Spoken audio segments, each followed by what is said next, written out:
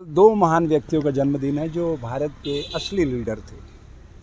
पहले पूज्य महात्मा गांधी जी और दूसरे पूज्य लाल बहादुर शास्त्री जी। 2 अक्टूबर 1869 को पोरबंदर में यानी गुजरात में महात्मा गांधी जी आए थे और इसी दिन 1904 में मुगल सराय में शास्त्री जी आए थे। दोनों असली लीडर थे।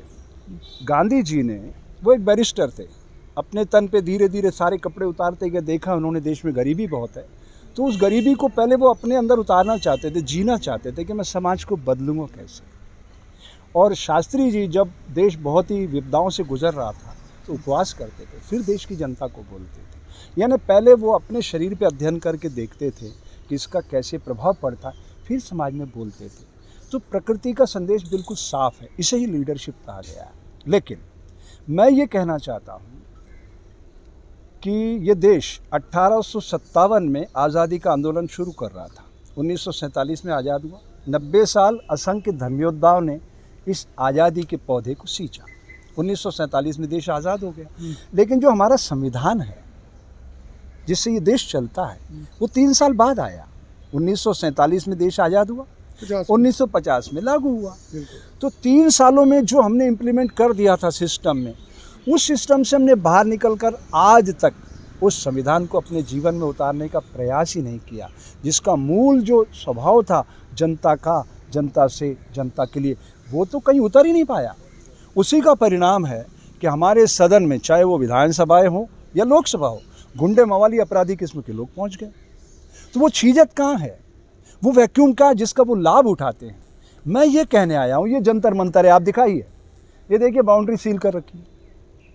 अरे ये आज़ादी के आंदोलन का गवाह है, ये स्थान जहाँ आकर के लोग अपने हृदय की बात रखते थे। आज हम 2021 में खड़े हैं और सील कर रखा है इसको। तो इसका मतलब ये देश आज़ाद नहीं है। तो फिर संविधान के ये जो सारी व्यवस्था है, हमारी न्यायपालिका क्या कर रही है? महाराज जी, समय के अनुसार सारी चीज़ें बदलती रहती हैं। आज बहुत ज़्यादा बदलाव देखने को मिल रहा है, कैसा महसूस कर रहे हैं? बताइए आप बताइए। एक ज़माने में साइकिल कौतूहल का विषय होती थी। बिल्कुल। बाइक आया, 4 व्हीलर आया, ट्रेन आया, प्लेन आया, ड्रोन आया। अब समय का पहिया रुक जाएगा? अरे सोचिए आप, 1945 में जापान में हिरोशिमा नागासाकी पे बम गिरे। उन्होंने कोई जिंदाबाद मुर्दाबाद नहीं किया, आत्मचिंतन किया, गलती कहाँ हो रही है उसको सुधारा। 1964 में बुलेट ट्रेन आ गया। 1964, 57 सालों में नो डिले नो एक्सीडेंट। उन्होंने प्रशिक्षण प्राप्त किया, हम कर रहे हैं। हमारे यूपीएससी के थ्रू 15-15 लाख बच्चों की भीड़ में से निकल के आने वाले आईएएस, जिनको 2 साल मसूरी में, हैदराबाद में ट्रेनिंग दी जाती है, वो बोल रहा है किसान आंदोलन में खड़ा होकर इनके सिर फाड़ो, मुझे फटे हुए सिर चाहिए किसानों के। वो बोल रहा है हरियाणा के अंदर, और यूपी के अंदर वो बोल रहा है भैया FIR मत कराओ, क्या मिलेगा तुम्हें, मर्डर हो जाता है होटल के अंदर, और वो कहता है FIR मत कराओ। इसका मतलब ये संविधान के रखवाले नहीं है तो संविधान के दुश्मन है। ऐसे लोगों को सिस्टम अगर ओवर रूल करके इनको सिस्टम में ला रहा है, इसका मतलब हम संविधान की धज्जियां उड़ाने के लिए तैयार हैं। कई लोग आपके छोटे भाई पे भी उंगली उठा रहे। देखिए, मैं एक बात कहना चाहता हूँ, योगी आदित्यनाथ जी हो, नरेंद्र भाई हो, राहुल गांधी हो, अखिलेश यादव हो, ममता दीदी हो, उद्धव ठाकरे हो या कोई और हो, वगैरह वगैरह, मैं अलग अलग पार्टियों का नाम ले रहा हूँ, कोई भी आदमी सिस्टम को नहीं बदल सकता। कारण क्या है?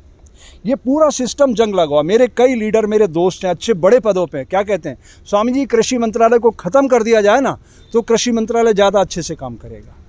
अब बताइए इसका मतलब क्या है? बड़े बड़े लोग, अब मैं नाम किन किन का लूँ, मुझे बहुत तकलीफ़ होती है, बोले स्वामी जी हम कुछ नहीं कर सकते, सिस्टम पूरा करप्ट है, जंग लग गई है। तो पूरे सिस्टम को बदलने की ज़रूरत है, और उसके तरीके दोनों हैं। डिजिटल तकनीक के युग में मोबाइल से वोट आ जाए और नोटा को प्रत्याशी का दर्जा मिल जाए, और बच्चे अगर सदुपयोग करें अपने वोटों का, मैं कहता हूँ 10 सालों में सारा भारत का दृश्य बदल जाएगा। नए चरित्रवान बच्चों को मौका मिलेगा, वो समाज की धारा को बदल देंगे। अब गुंडे मवालियों को अगर आप भेजोगे तो बबूल के पेड़ पे आम नहीं आ सकते ना। परमात्मा ने तो बिल्कुल एकदम साफ साफ सारी पंचमहाभूत को प्रकट किया। यहाँ तो जेल में बैठे लोग मंत्री बन जाते हैं। यही तो पीड़ा की बात है हिंदुस्तान में। मैं हैरान हूँ, जंतर मंतर पे खड़ा होकर कह रहा हूँ, 87% बेगुनाह लोग जेलों में सड़ रहे हैं। और सजा किनको होती है? जो झूठे केस बनाए जाते हैं, क्योंकि उनको पता होता है कि हम झूठे और इतने पक्के बनाए जाएंगे कि उनको सजा हो जाती है।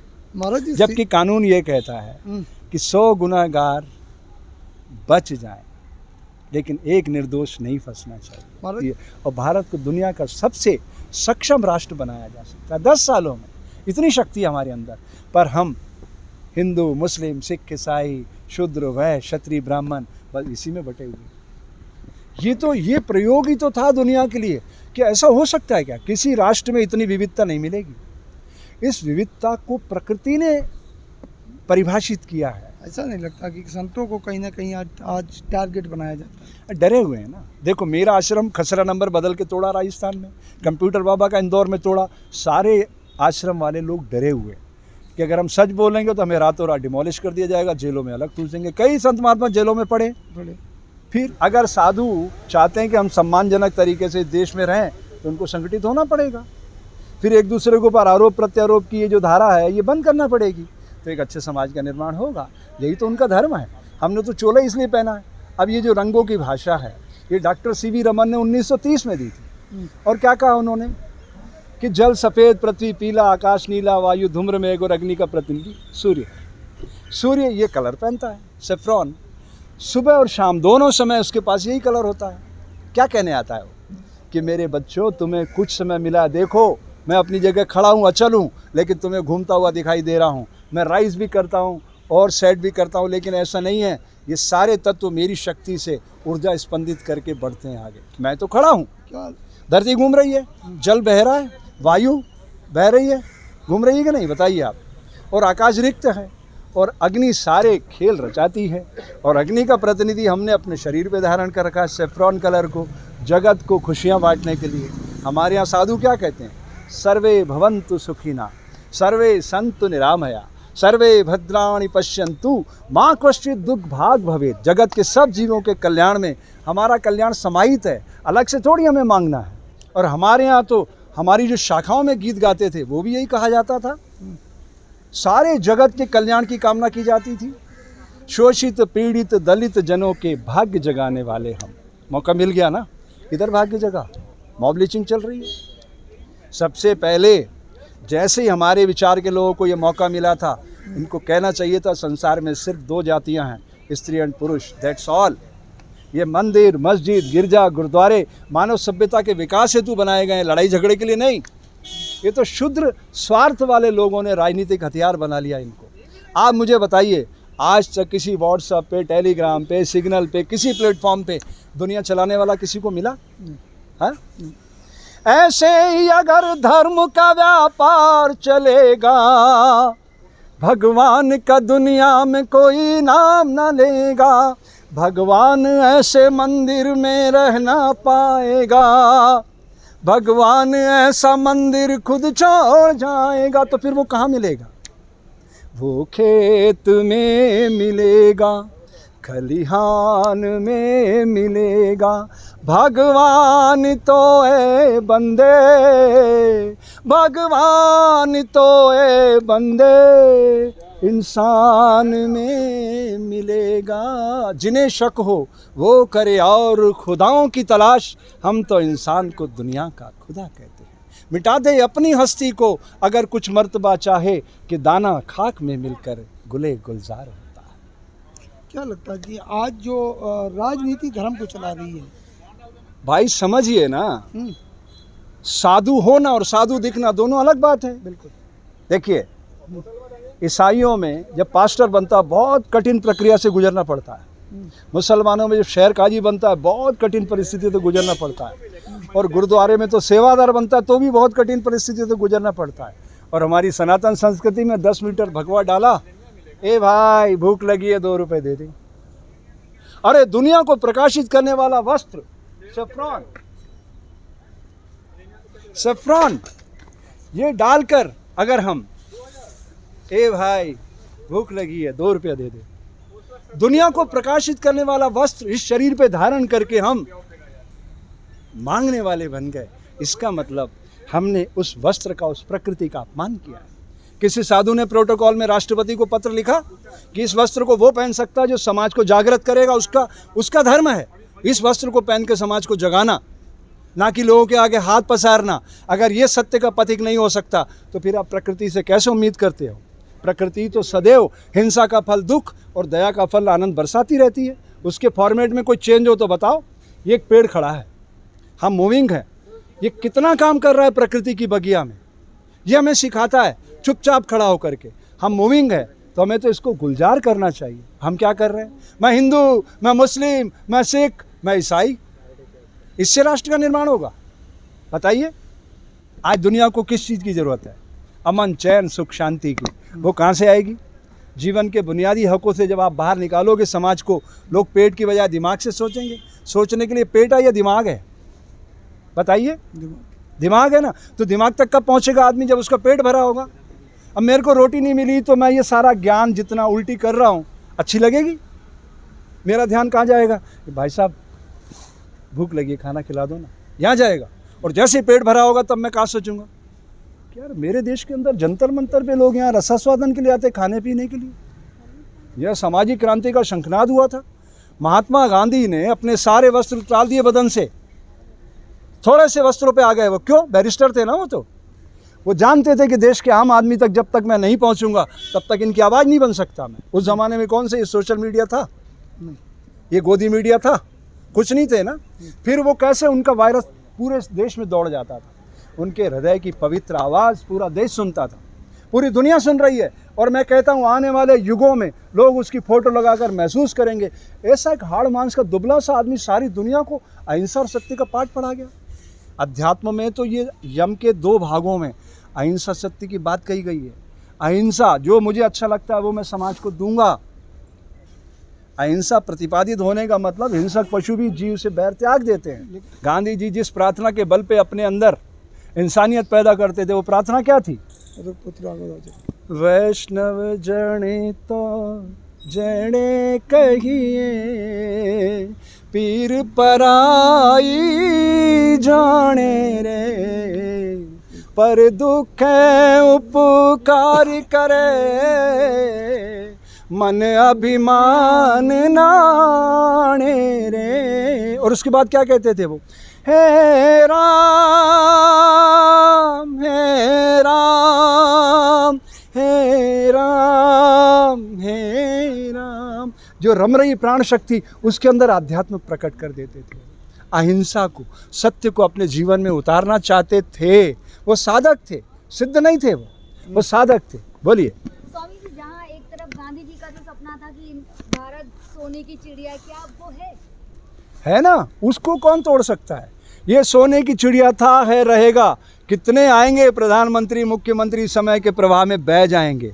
इस देश की जनता अगर अपने भीतर अहिंसा और सत्य को स्थापित कर सके, 10 सालों में सारा दृश्य बदल जाएगा। ये कहते हैं ना, लूट के ले गए अंग्रेज हमें, कहते हैं ना, ये मुगलों ने हमें लूटा, अंग्रेजों ने हमें लूटा। क्या लूट के ले गए आपसे? आपकी धरती तो आपके पास है, और धरती माँ तो हीरे मोती मणियाँ प्रकट करती है, और श्रम की शक्ति हमारे पास है। मेरे देश का किसान चट्टान की अट्टालिकाओं को फोड़कर धान उपजाता है, लेकिन वो अपनी फसल की कीमत खुद तय नहीं कर पाता। अरे उसकी फसल की कीमत के लिए वो हक मांग रहा 10 महीने से।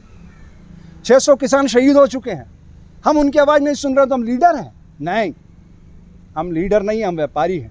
अगर हम लीडर होते, उसी समय किसानों के पास जाते कि साहब हमसे गलती हो गई, ये कानून आपके लिए था, अगर आपको समझ नहीं आ रहा ये डिमोलिश करते, आइए बताइए कैसा कानून लाना है। हम तो आपका जीवन बदलना चाहते हैं।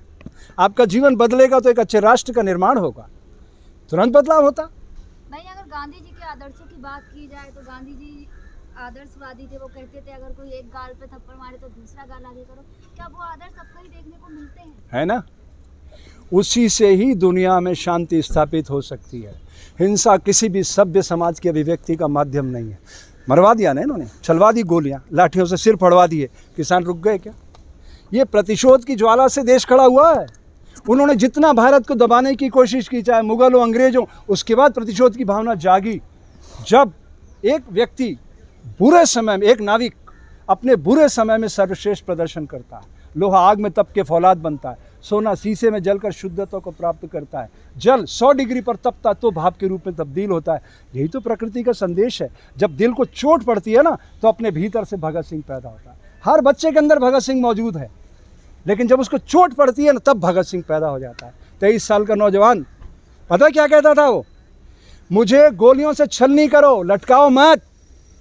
इससे खून गिरेगा, उस बीज से फिर भगत सिंह पैदा होंगे और ये देश आज़ाद होगा। रक्त की फुहार एक, लाल लाल धार एक, फिर भी सिंह सिंह स्यार स्यार ही कहता है। एक रक्त दास बन प्राणों को छिपाता, एक राष्ट्रहित बागी बन फांसी चढ़ जाता है। एक निज स्वार्थी धर्म बेच खाता, एक धर्म की खातिर दीवार चिन जाता है। इससे आज़ादी का आंदोलन बना है। महाराज जी, शास्त्री जी के जीवन पर भी कुछ प्रकाश डालें। हाँ, शास्त्री जी ऐसे थे, वो हमेशा कहते थे देखो पहले सादगी से जियो, जब आप सक्षम राष्ट्र के रूप में तब्दील हो जाओगे तो अपने जीवन की धारा को बदलना।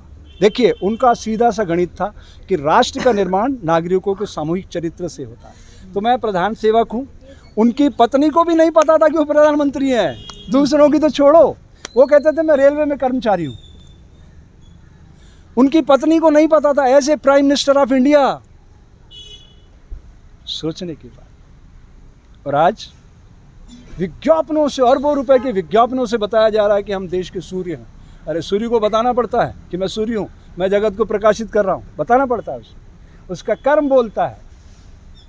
महात्मा गांधी को पढ़ना है तो पहले समझिए, सूत हर रेशम नहीं, वस्त्र हर खादी नहीं, हर नजर साधु नहीं, हर बशर गांधी नहीं, नीति की बुनकर कसौटी मत कसो इंसान को, आदमी है आदमी सोना नहीं चांदी नहीं। मजाक बना दिया। गांधी जी के नाम लेते हैं जरूर, लेकिन उनका जो विचार है ना वो उनसे डिफरेंट काम करते हैं। गांधी जी को तस्वीरों में लटका दिया गया और मालाएं इतनी पहना दी कि मूल विचार ही दफन हो गया। कल देखना आप राजघाट पे सुबह इतने प्यारे प्यारे वो बजाने वाले बैठे होंगे और इतने मृदंग बजा रहे होंगे, वीणा बजा रहे होंगे, करताल बजा रहे होंगे, भजन गा रहे होंगे, प्रोफेशनल लोग।